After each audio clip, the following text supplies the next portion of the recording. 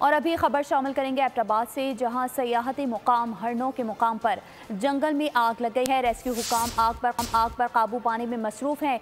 जंगल में लगी आग बेकाबू होकर मजीद फैल रही है। मजीद तफसीलात जानते हैं सरदार राशिद से। जी बताइएगा, इस वक्त क्या सूरत हाल देख रहे हैं आप जंगल की? जी बिल्कुल, ये एबटाबाद का नवाई इलाका है और ये सियाती मकाम हरनों है, जिसके जंगल में आज जो है आग बढ़ उठी और तेज हवा की वजह से जो आग है वो पूरे जंगल में फैल चुकी है और आग की शिद्दत में खासा इजाफा हो चुका है।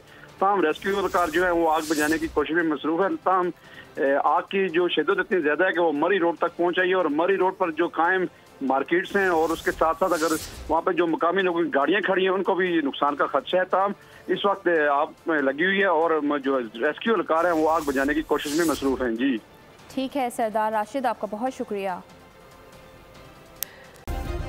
सब्सक्राइब करें और बेल दबाएं ताकि कोई खबर रह न जाए।